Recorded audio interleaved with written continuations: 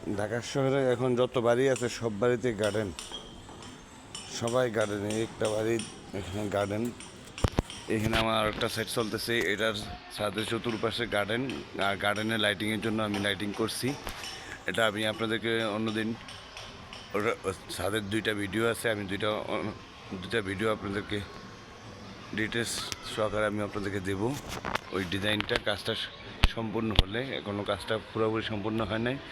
ওটা ইলেকট্রিক ডিজাইনটা আমার হাতে করা ছাদের গার্ডেনের, আমি ওটা আপনাদের বলবো। আর গার্ডেনটাও মালিকটা, যে মালিক ওনারা নিজেরা ডিজাইন করছে, আর লাইটিংটা কীভাবে করতে হবে সেটা আমি ওনাদেরকে বুদ্ধি পরামর্শ দিয়ে হেল্প করছি। যুক্তিতে ওনাদের সাথে অনেক কিছু মিলে যায়, তাই ওনাদেরকে পরামর্শ দিতে পারি। দেখেন এখানে যতগুলো বাড়ি দেখতেছেন সবগুলো বাড়িতে কম বেশ গার্ডেনের সিস্টেম। এই একটা বাড়ি দেখাচ্ছি, এটা তো গাছগাছালি লাগানো।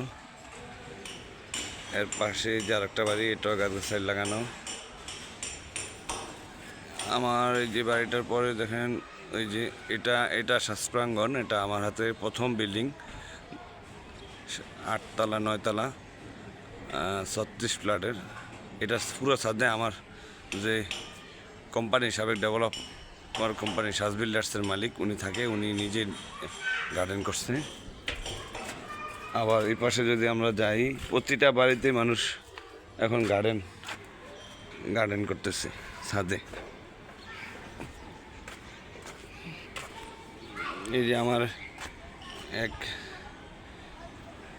বিদেশি ভাই, উনি বাড়িতে গার্ডেন করছে পুরো ছাদে, ফল ফলাদি সব বাড়িতেই। ওই যে দেখা যাচ্ছে এখানেও আরেকটা বাড়িতে গার্ডেন।